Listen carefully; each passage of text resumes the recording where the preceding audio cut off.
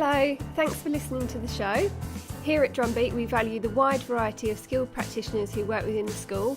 As a way of highlighting this, I'm spending a few weeks talking openly with a selection of our specialist staff here about their area of expertise and some interesting talks about their work. You're listening to Drumbeat Discovers. My name's Katie Cornell and I'm one of the deputy heads here. In this episode, I'll be having a chat with Andy Brown about some personalised approaches to development and creating the right path for individual students to take. I'm going to welcome Andy into the studio now. Hi.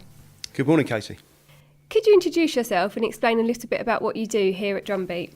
My name's Andy Brown. I work at Drumbeat School with a wide range of students, dealing with challenging behaviour as well as other types of behaviour and helping to develop strategies for those students, the class teams and families.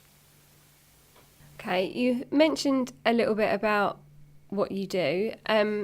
Obviously, you work very closely with students quite often on a one-to-one basis. That might be for a short period of time or a longer period of time. Can you tell us a little bit about what you do with those students, you know, for example, if it's a short period of time, to enable them to come back to working with a larger group or to access all of the curriculum, or if there's any special projects you get them involved in to help with that? Well, fundamentally, I think it's important to develop a relationship with the student, and once you have that relationship embedded, it's really important for them to be able to trust you, and likewise for you to be able to work with them closely.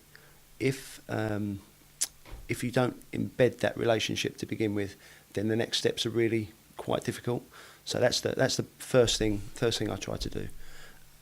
Then we look at what the interests the student have, and whether you can incorporate those into the day-to-day curriculum, into lessons, use it as behaviour strategies and reward schemes.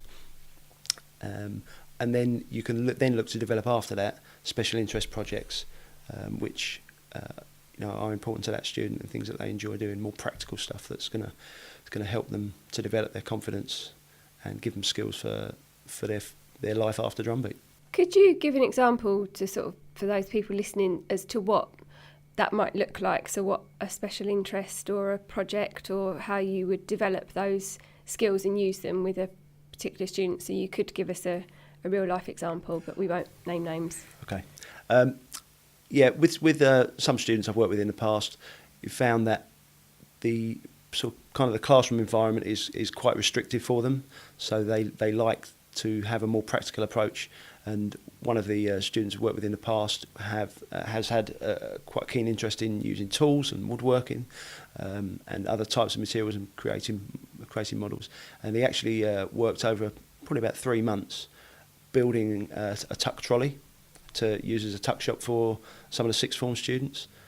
So it started off with creating a plan, and then measuring the timber, ordering the timber, going to the DIY shops, having it, placing the order, being delivered, and then actually the day-to-day building of it, finishing it by painting it, and we got a little metal plaque engraved. There was a bit of a grand opening, and then it was a weekly project which he ran to sell the products to the students at sixth form, which helped with his understanding of money and the basic skills that he's going to need for when he leaves. And he has gone on to great things. Mm-hmm. So, like as you say, it was using a lot of different skills in a very practical way. And what impact do you think it had for that young person? Well, for that young man in particular, it was having the relationship with someone he knew, and from his previous schooling had been really challenging for him.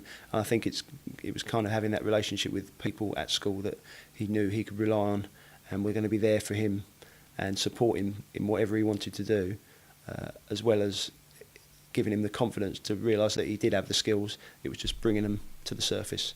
And once he realised that he had those skills and he could then create something great with it, it gave him the confidence then to be able to go and seek employment and develop relationships at home with his family to a much more successful situation. So that's a very effective one-to-one approach.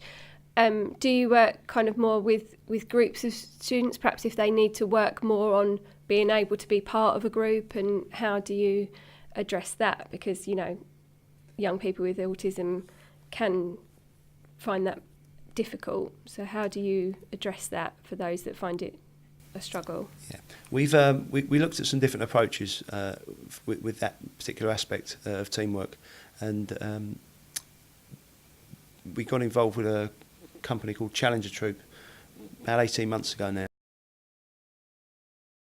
January last year, or January this year, 2014, we started on a first 12-week program with 12 students, all, you know, mainly the ones that displayed the most challenging behaviour in school and found lesson times and those unstructured times really difficult in school, as well as at home, I'd imagine as well.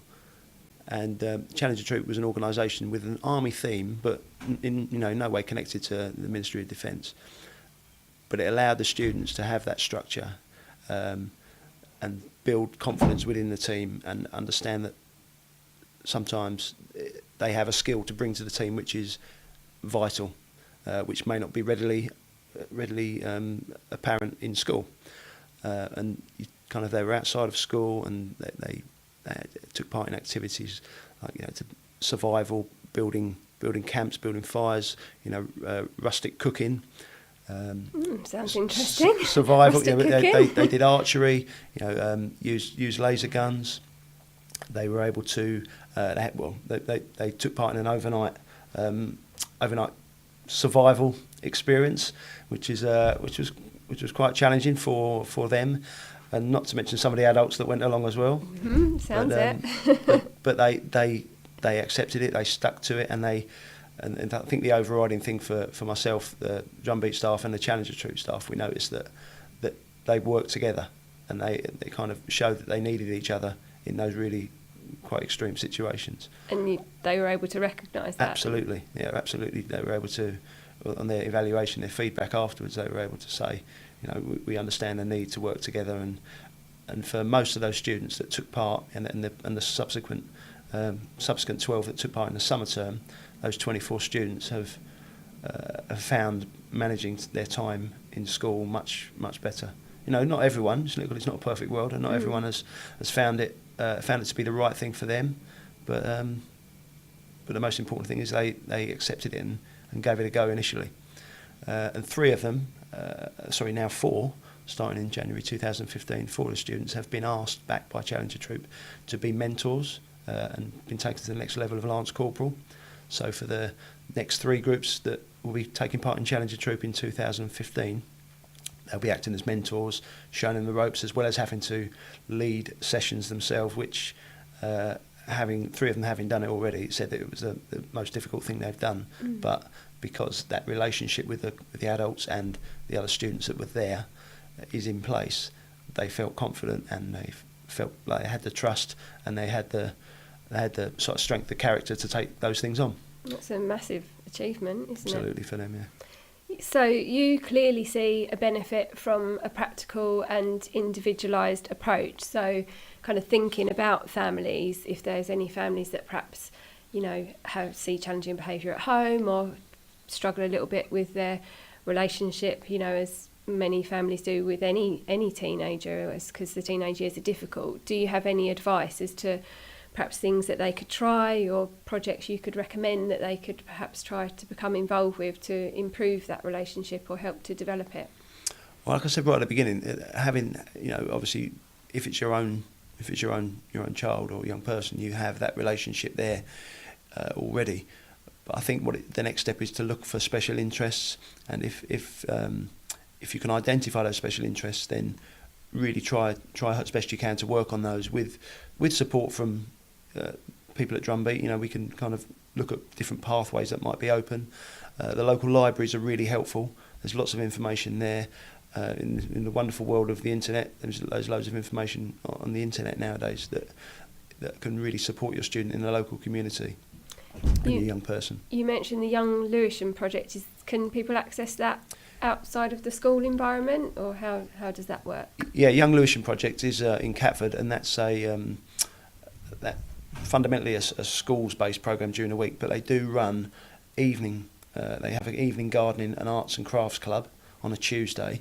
They're currently making Christmas decorations and sort of the kind of winter planters that people have outside their house at Christmas, holly wreaths and things like that. And at weekends they have a cycle maintenance program on a Saturday, and also on a Saturday it's more of a drop-in place that some of the young people in the local community just need that place to sometimes feel like they belong, and they can go along. They can take their own bikes down there, and the adults there will support them to mend them, as well as teach them to kind of be a bit more independent and do it for themselves. There's lots of opportunities for them to work on gardening, landscaping, which are great skills to have for when they, for some of our students will live independently, and they'll need those skills in the future. Okay, thank you. I think we're running out of time now, Andy Brown, but thank you for coming in and talking to me this morning. Nice to talk to you, Katie, thank you.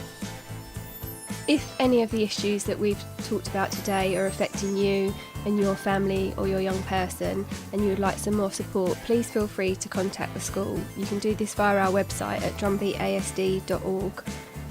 Just want to say a quick thanks to Roland, our producer here, and also thank you to you for listening. Remember to tune in next week to hear from another one of our specialists. Make sure you find the podcast either on our YouTube page at youtube.com/Drumbeat Media, or visit our website for more podcasts, videos and information about what we do here at Drumbeat School, an ASD service. The song featured in this episode was Green Lights by Jazar. This is a Drumbeat Media production.